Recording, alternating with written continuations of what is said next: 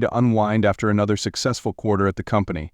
My life, from an outsider's perspective, was a tapestry of accomplishments, a thriving tech empire, a sprawling estate nestled in the hills, and a wife, Natalie, whose elegance and charm made us the envy of every social circle. But that night, amid the glittering facade of perfection, I felt the first unsettling tremor beneath my feet. The evening unfolded in our grand dining room, where floor-to-ceiling windows framed the city lights below. 20 of our closest friends and colleagues had gathered to celebrate the anniversary of our company's IPO, a milestone that had catapulted us into unimaginable wealth. The table gleamed with crystal glasses and silverware, the air filled with laughter and the clink of champagne flutes. As I circulated the room, hosting with practiced ease, I couldn't help but notice how Natalie's laughter seemed louder, freer whenever she was near David. David was my right-hand man at the company, brilliant, loyal, and someone I had trusted implicitly for years. He was the kind of person who could read a room and charm anyone with his effortless wit. But tonight, his easy camaraderie with my wife felt off. Natalie was radiant in a sleek black dress that shimmered as she moved, her every gesture exuding confidence. She placed a hand lightly on David's arm as he told a story, her head tilted just so as if he were the most captivating man in the room. I told myself it was nothing, just Natalie being Natalie, warm and gracious as always. But when her gaze lingered a beat too long, something deep within me stirred, a faint but undeniable flicker of doubt. "Michael," Natalie called, her voice bright as she waved me over. David was just telling the funniest story about that investor dinner in Milan. David turned to me, his grin disarming. "Ah, Michael, you remember, don't you? The one where the waiter spilled wine on the CEO of our biggest client?" I forced a chuckle, though my mind was already elsewhere. Of course. Classic moment. Yet even as I engaged in the banter, my senses were on high alert. I couldn't shake the feeling that there was more to their connection than met the eye. Was it the way their bodies angled toward each other, as if shutting the rest of us out? Or the subtle shift in Natalie's demeanor when I approached, her laughter dimming, her smile tightening? Dessert was served, a decadent spread of tiramisu, creme brulee, and fruit tarts, and the evening began to wind down. I watched Natalie from across the room as she excused herself, a delicate hand resting on David's shoulder as she whispered something in his ear. He nodded, his expression unreadable, and moments later he slipped out of the room as well. My heart thudded in my chest, each beat reverberating with suspicion. I excused myself from a conversation with an executive's wife and made my way toward the patio. The night air was crisp, and the sound of distant traffic hummed like static. I scanned the sprawling grounds, my eyes landing on the faint glow of light spilling from the pool house. The realization hit me like a punch to the gut. They wouldn't. I moved quickly, my footsteps soundless on the manicured lawn. As I approached, muffled voices reached my ears, Natalie's, tinged with urgency, and David's, low and placating. My hand hovered over the door handle, trembling with a mix of rage and disbelief. When I flung the door open, their startled faces confirmed what my gut had already told me. Natalie's hands flew to her mouth, her cheeks flushed. David stood frozen, his expression a blend of guilt and defiance.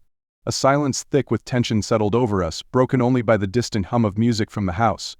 "So," I said, my voice cold and cutting, "care to explain what the hell is going on here?" Their stammered denials and half-formed excuses didn't matter. The damage was done, the image of their betrayal seared into my mind. But this was just the beginning. As I stared them down, fury bubbling beneath my composed exterior, I realized this wasn't just about a betrayal of the heart. This was a breach of trust so profound that its ramifications would ripple through every facet of my life, and I wasn't about to let it destroy me. The fallout from the pool house confrontation reverberated through the remainder of the evening, though I maintained an icy veneer of composure. Back inside, I rejoined the gathering with Natalie trailing a step behind, her face carefully neutral, though her eyes darted nervously. David, to his credit or his arrogance, slipped in soon after, his charm fully intact as he resumed mingling with the guests, as though nothing had happened. It wasn't the time to make a scene. Not yet. I had built my empire on calculated decisions, not emotional outbursts. As the last guest departed, their laughter fading into the night, the house fell eerily quiet.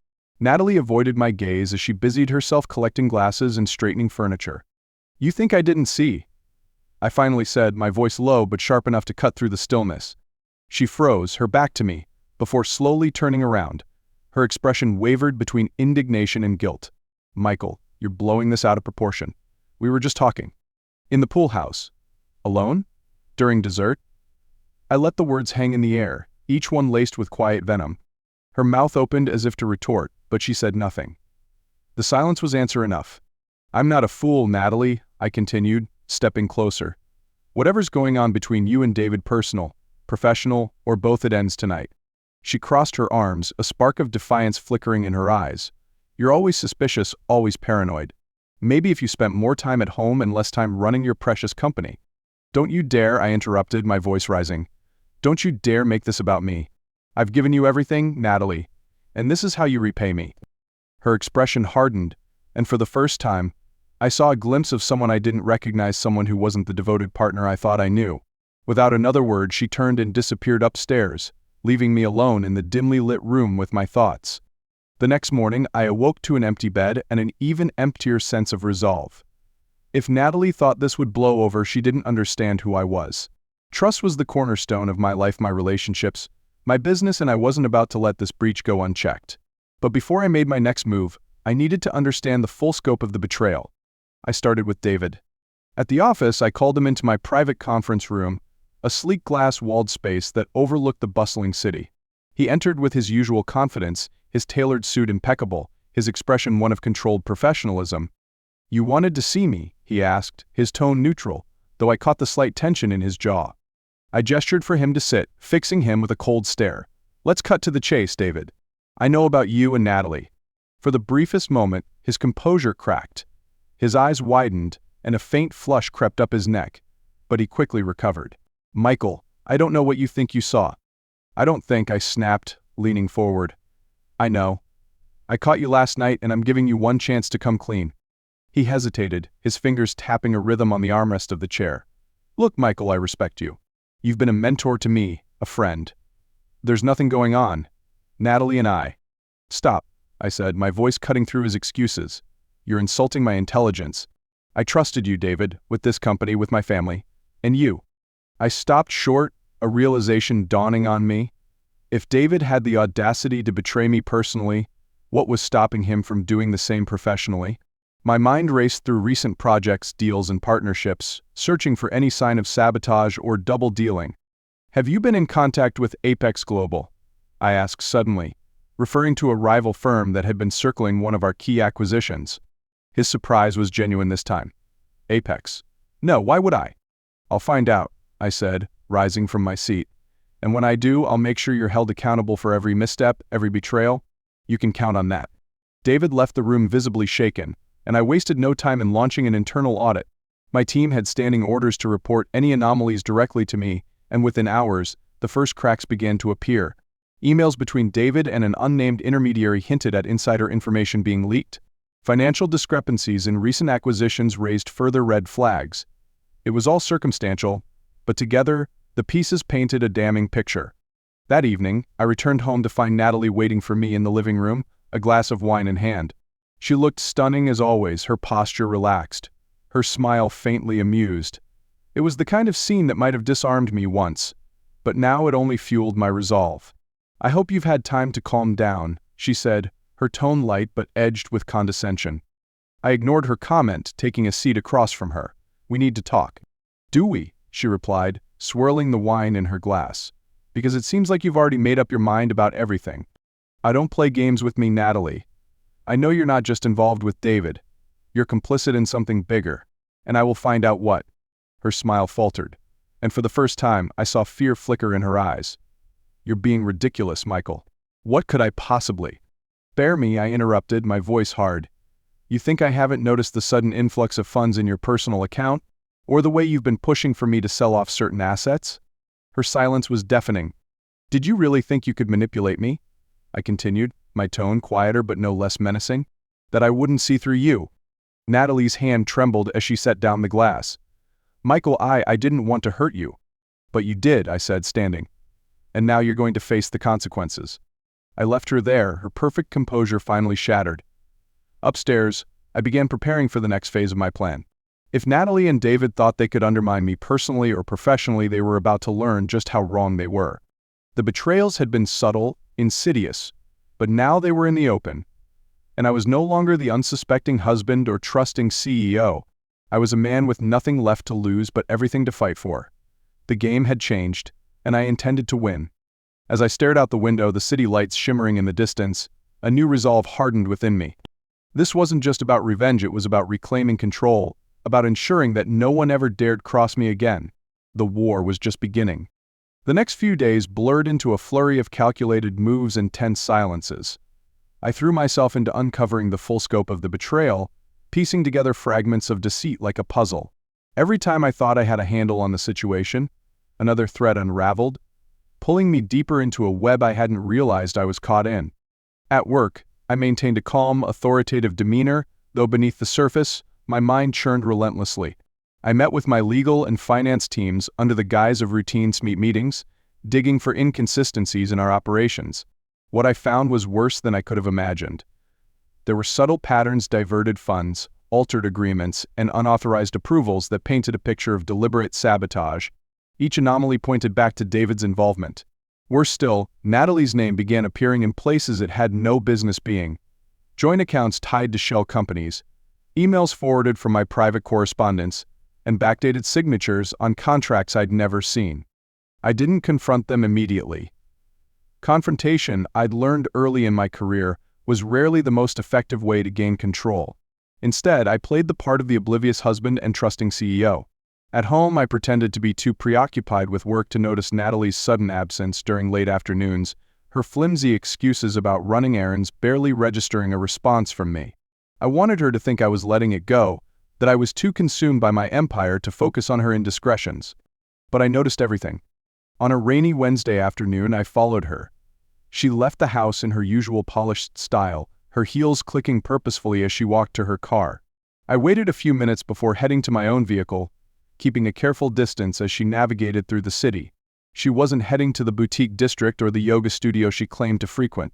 Instead, she drove toward a secluded downtown building, an upscale cafe tucked into a corner that catered to those who valued privacy. From the outside, it seemed innocuous polished glass, elegant signage, a few couples scattered across the tables. But it wasn't the setting that mattered, it was who she was meeting. I parked far enough away to remain unnoticed, watching as she walked inside. Moments later, David arrived. He was dressed casually, his demeanor relaxed, and his eyes scanned the cafe until they landed on her. She greeted him with a smile, not the polite kind she used with our friends, but a genuine, warm expression that twisted something deep in my chest. He leaned in, their conversation close and intimate, the kind that excluded the rest of the world. They were careful not to touch, not to draw attention, but their familiarity was unmistakable. I took pictures. Not because I needed proof, I already had plenty, but because I wanted them to know I'd seen everything when the time came. As I watched them sip their drinks and laugh quietly, a part of me marveled at their audacity. They had no idea that the walls were closing in around them, no inkling that their careful dance of deception was about to end. That evening, I returned home before Natalie. She arrived an hour later, carrying a shopping bag as if to reinforce her earlier lie. She kissed me on the cheek, her smile easy and bright. "Dinner's on me tonight," she said. "I picked up that Thai food you love." I smiled back, my expression betraying nothing. "Sounds perfect." Over the meal, we talked about mundane things, her pilot's class, an upcoming charity gala, the weather. I nodded at all the right moments, asking just enough questions to keep the conversation flowing. Inside, my mind was already calculating the next move. This wasn't just about exposing her and David. It was about dismantling their plans entirely. The following morning, I scheduled an emergency board meeting. My team had uncovered enough evidence to implicate David in multiple instances of fraud and misconduct, though I knew presenting this information outright would tip him off too early. Instead, I framed it as a discussion on tightening internal protocols, emphasizing the importance of safeguarding company assets. David sat across from me at the long conference table, his expression unreadable as I outlined the new measures. He nodded along, his usual confidence intact, though I noticed the faintest flicker of unease when I mentioned independent audits. "Do you think that's really necessary, Michael?" he asked, his tone carefully measured. "We've always been transparent with our finances." "It's not about transparency," I replied smoothly. "It's about accountability. I'm sure someone of your caliber understands the importance of trust." He held my gaze a moment too long before nodding. "Of course." By the end of the meeting, the stage was set. My team would begin their audits immediately, and David, for all his bravado, would have no choice but to scramble for cover. At home, Natalie continued to play the role of the devoted wife, though her veneer of perfection began to show cracks. She seemed more distracted, her phone always within arm's reach, her laughter forced when we were with friends. I made no effort to confront her about the cafe meeting or the financial discrepancies tied to her name. Instead, I focused on what I did best, orchestrating a plan that would leave them with nothing. The climax came on a Friday night. Natalie had gone to meet friends, her vague explanation doing little to mask her true intentions. I followed her again, this time to a private club on the edge of the city. It was an exclusive venue, the kind where discretion was guaranteed, and I knew without a doubt that she and David had chosen it for that reason. Inside, the music was low, the lighting dim, and the atmosphere one of quiet opulence. I didn't wait long before I saw them together. They sat in a corner booth, their heads close as they whispered conspiratorially.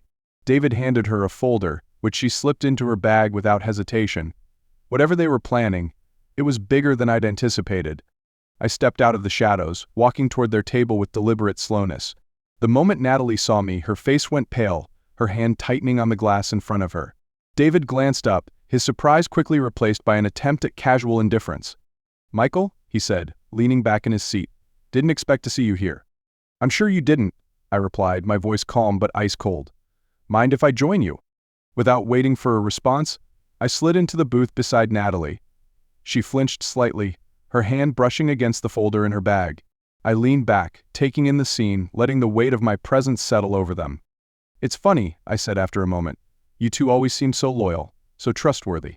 And yet, here we are." David shifted uncomfortably, but it was Natalie who broke the silence. "Michael, please." "Don't," I said sharply, cutting her off. "Save your excuses. I already know everything." Their expressions shifted, David's to defensiveness, Natalie's to something bordering on despair. They didn't realize yet that this was just the beginning. I leaned forward, my voice low and deliberate. "The game's over. And trust me, you're going to regret ever thinking you could outplay me." The fallout began the moment I left the club that night. Natalie and David sat frozen in the booth, their faces pale and their confidence shattered. I didn't need to stay to witness their panicked whispers or their frantic attempts to salvage their crumbling alliance. I had everything I needed: the confrontation, the evidence, and the upper hand. Back home, the house was eerily quiet, the kind of silence that presses down on you like a weight. I poured myself a glass of scotch and settled into the leather armchair in my study, the amber liquid catching the faint glow of the desk lamp. My mind raced as I outlined the final pieces of my plan.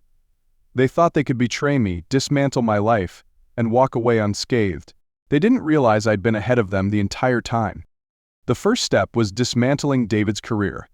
Over the past week, my internal audit team had uncovered enough evidence to link him to fraudulent deals, insider trading, and misappropriation of company funds. I had everything compiled: emails, bank statements, recorded calls. My legal team had already drafted the necessary documents to terminate his employment and pursue criminal charges. But I wasn't content with just firing him. I wanted to ensure he never worked in the industry again. Early the next morning, I made a call to one of my closest allies, Jonathan Grayson, a high-profile attorney with a reputation for being ruthless. Jonathan had handled some of my company's most delicate legal battles, and I trusted him implicitly. "Jonathan," I said when he answered, his voice crisp and professional, "I have a situation that requires your expertise." "I'm listening," he replied. I outlined the betrayal, keeping my emotions in check as I recounted David's actions. By the time I finished, Jonathan was silent for a moment before responding. "This is serious, Michael. If we proceed with this, we're not just ending his career, we're burying him." "That's exactly what I want," I said, my voice cold. "I need this done quickly and thoroughly. No loose ends." "Consider it done," Jonathan said. "I'll have my team start immediately." With David's downfall set in motion, I turned my attention to Natalie. Her betrayal cut deeper than David's, not because of the personal nature of her actions, but because of how calculated they were. She hadn't just betrayed our marriage, she'd used her proximity to me to further her own agenda, aligning herself with David to manipulate my business decisions and profit from my success. It was unforgivable. The following evening, she returned home later than usual. Her footsteps echoed through the hall as she walked into the living room, where I sat waiting. She froze when she saw me, her expression wary. "You're home early," she said, her voice light but strained. "I thought we should talk," I replied, gesturing to the chair opposite me. "Sit." She hesitated before complying, perching on the edge of the chair like a cornered animal.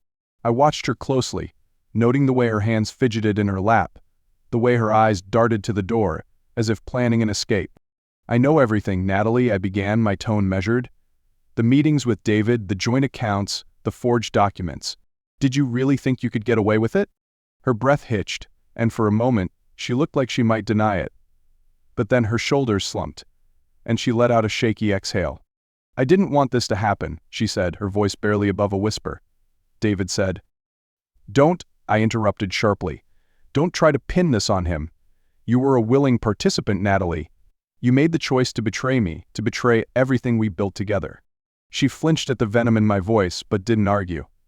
Instead, she looked down at her hands, her expression one of defeat. "I was tired, Michael," she said after a long pause. "Tired of being nothing more than your trophy wife, tired of living in your shadow. David, he made me feel seen."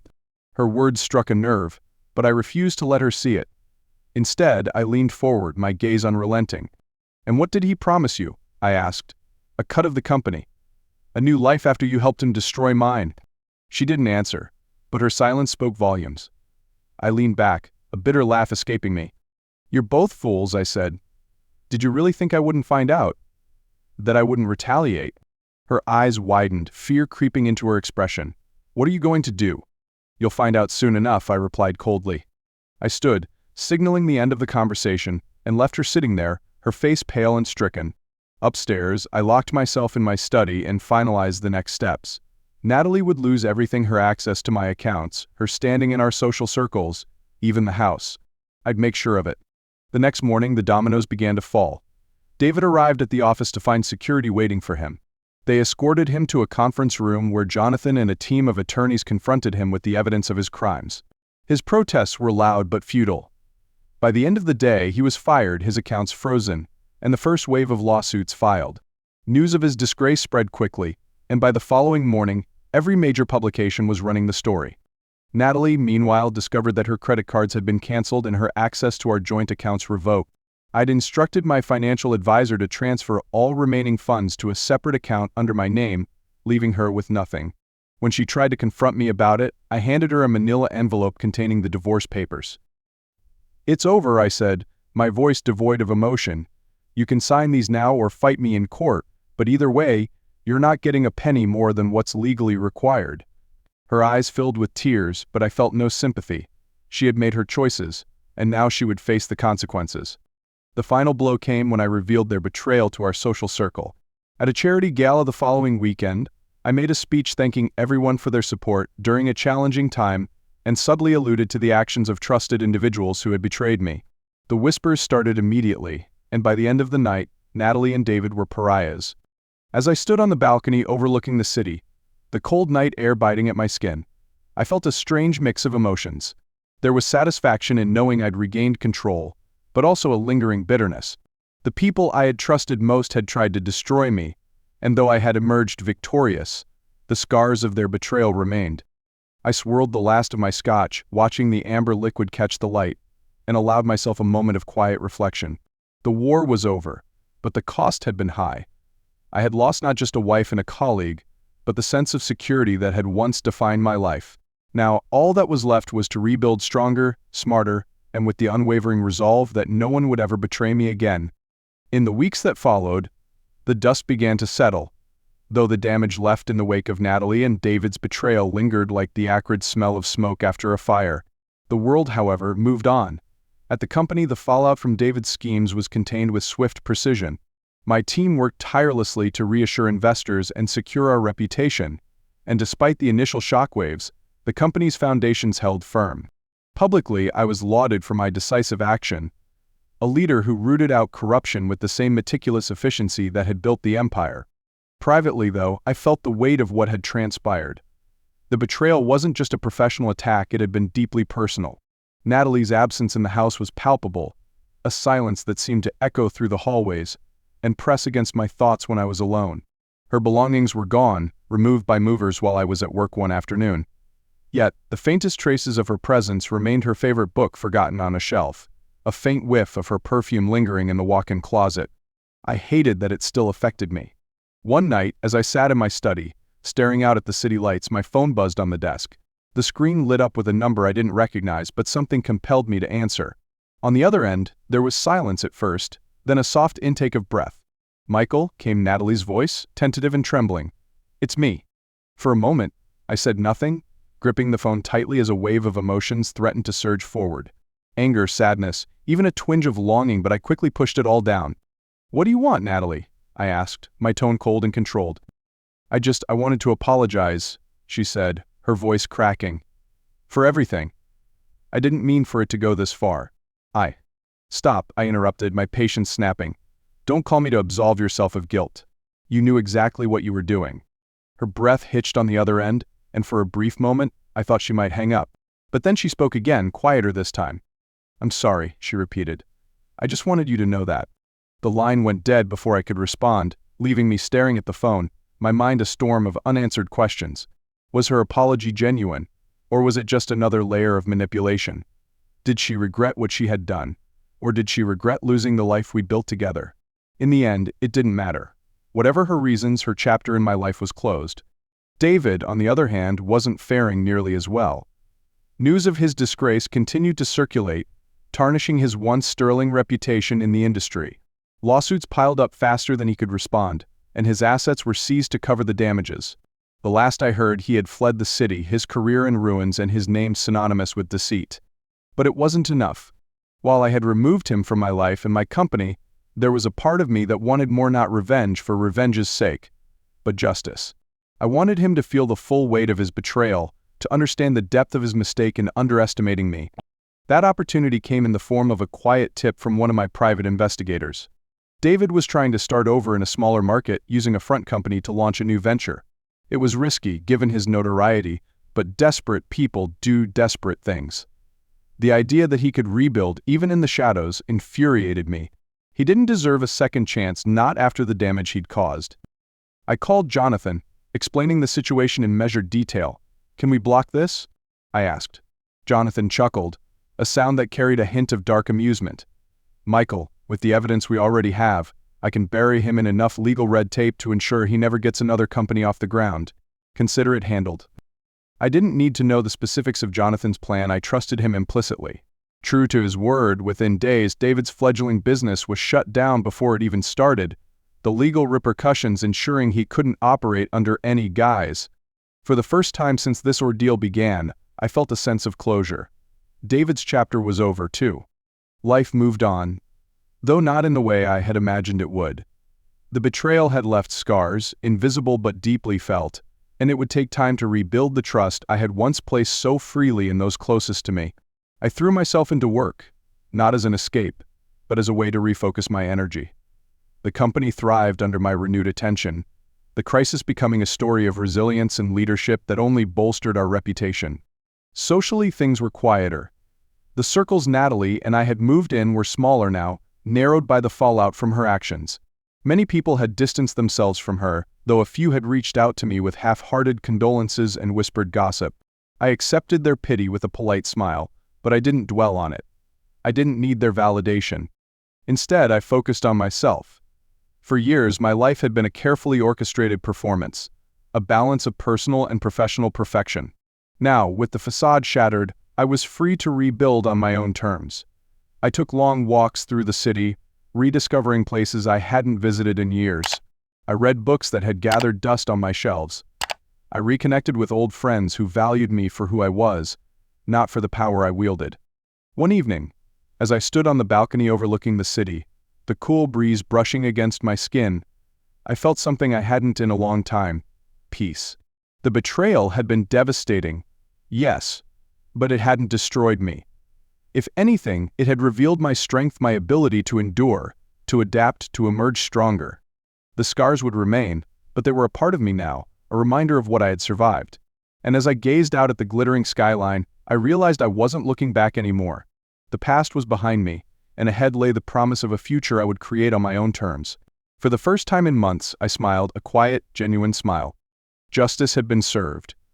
Control was mine again, and with it came the clarity that I didn't just survive betrayal, I conquered it.